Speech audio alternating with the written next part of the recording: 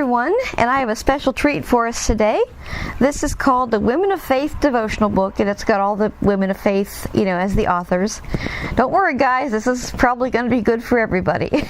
So hopefully we'll all be blessed by this. I've always loved women of faith. I've gone to their, about 4 or 5 of their conferences and loved them. And now we finally have the devotional book. So here's our devotional for Monday, October 15th, 2018, entitled Fighting with God. You want something but don't get it. You quarrel and fight. You do not have because you do not ask God. James 4:2. As my 1-year-old granddaughter, Brenna and I browsed in Target one day, she was sitting in the cart trying to put the latch of the seatbelt in her mouth.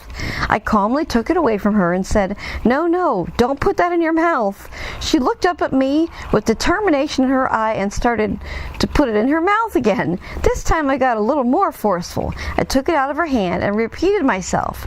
She paused for a few seconds, looked down at the latch, grabbed it abruptly, and proceeded to put it back in her mouth.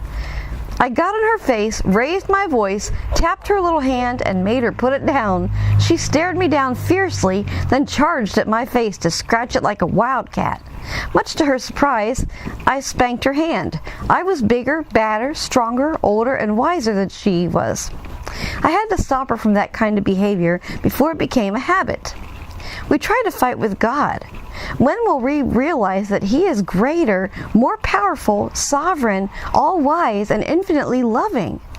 Our arms are really too short to fight with God. When He tells us, no, why not simply obey? It is a lot easier than getting our hands spanked. Father, help me realize that You have already won all my quarrels with You.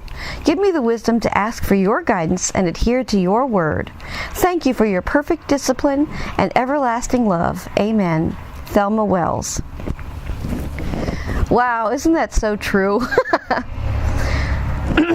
I remember one time in particular when there was something I wanted and, God let me have it, and I realized that it wasn't what I needed and it wasn't best for me. It took time for me to realize that, but I sure did, and I remember learning the hard way, that's what happened. And it seems for me that learning the hard way always gets me to really, really, really learn something. I don't know about you guys, but it does me.